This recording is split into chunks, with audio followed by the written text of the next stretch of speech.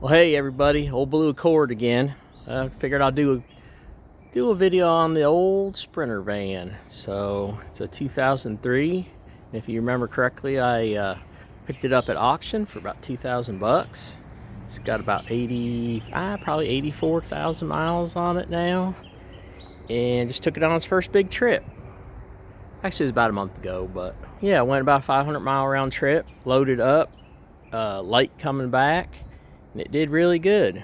Obviously, I put new tires on it, and overall, I was really happy with it. So, we're outside today. You're gonna see you're gonna get road noise, and there's a bunch of these little white bugs floating around called aphids. I don't know what kind of aphid, but they're everywhere. I can't fit this in my garage, so I've got to do the videos outside, and it's never quiet in the city. I'm going to check the battery voltage like we do in all the vehicles. It sat about a month, and I'm at 12.15. Yeah, 12.15 volts DC.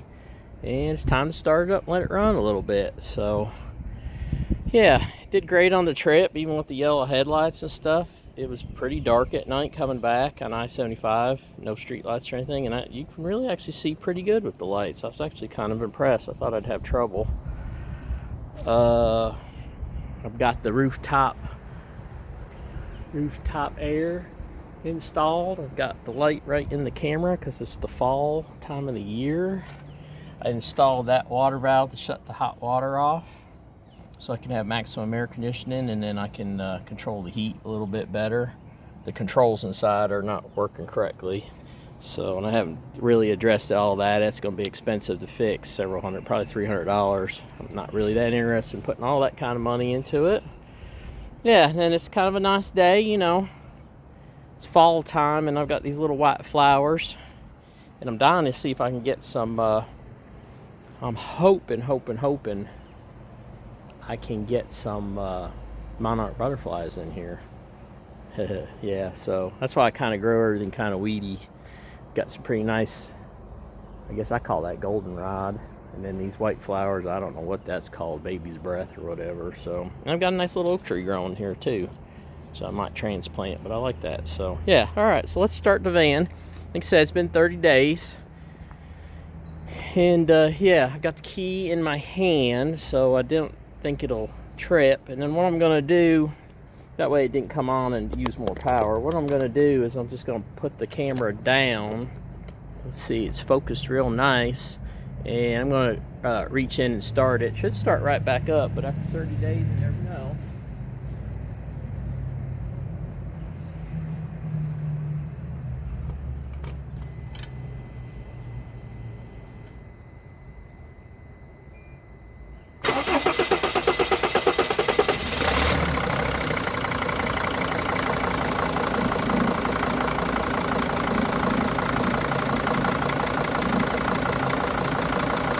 There we go. Yeah, it's about 74, 75 today out in the sun. Yeah, I'm interested in what the battery does. You can see the voltage is low, and then it's ramping up. And I think what this does, it has like a smart charging system.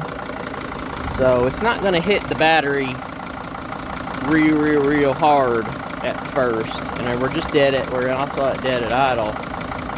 And yeah, you can see that's the amp draw right there, or amp charging. And I've got both my positives hooked. Now I've got a second battery running to the back. I doubled up my batteries just to make sure I could run my air conditioning extra long. I can run it about 45 minutes with the vehicle off with the heaviest load.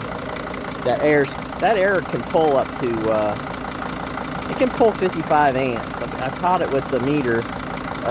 Pulling 55 amps sometimes in turbo mode, so I decided to double up on the batteries.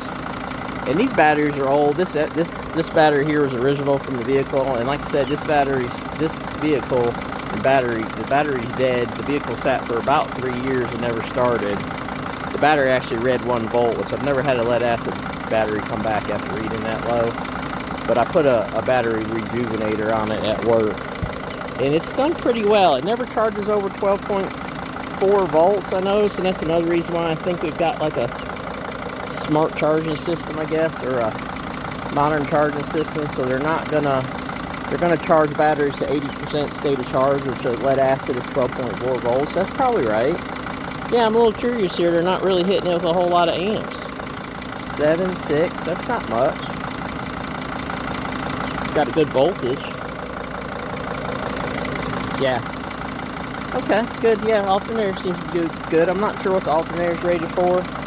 I tried to look up the specs a little bit. It's a little bit hard to... I'd say it's at least a 60 amp. It's possible it's an 80. I don't believe it's any higher than that.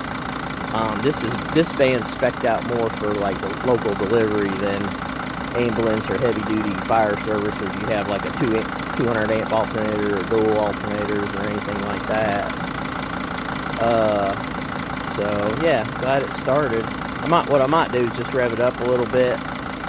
Let's turn the headlights on. Sometimes that trips it over.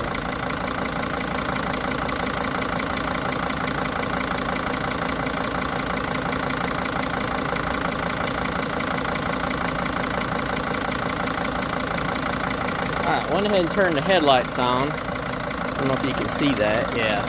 And I did pull the fuses for the daylight running lights, because the daylight running lights were just the headlights running all the time. And it was just extra load on the battery, so to kind of relieve that, I pulled the fuses for daylights, which you don't need really. And then let's see what our amp, yeah, our amp's staying 4, 5. Not much amp charging there. Okay, let's rev it up a little bit and see what happens.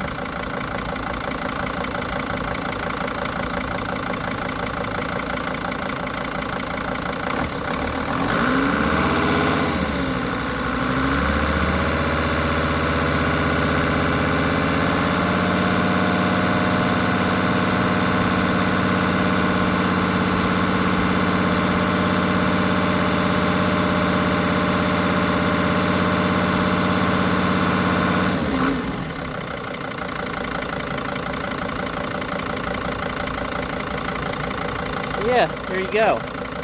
Alright, I'll go ahead and shut it off. But yeah, I did great on the trip.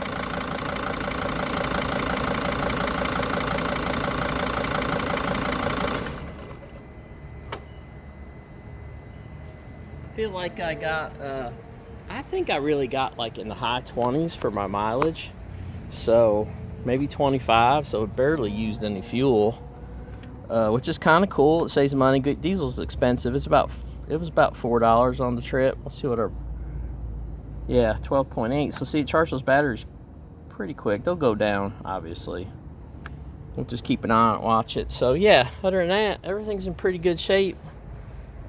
Tires did good. It rattled a lot on the way back. I run like 65 pounds of air in the tires. I may experiment with using less in the back when I'm empty. You know, like I've talked about, it's a comfortable ride. The seats aren't too bad. The heat and air buttons, like I said, are just trash. This thing you can't even turn. The temperature thing just spins around, so that's why I kind of unhooked the heat and everything. The only thing that really works is turning the compressor on and off.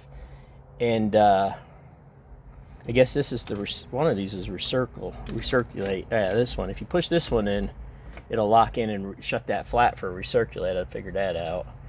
But yeah, other than that, you know, with the code and everything, and I don't believe it used too much oil. I'm going to put it on level ground, and I'll probably go ahead and got the air conditioner just kind of rigged up back there now. I hadn't done a install thing about it because I'm just not ready yet.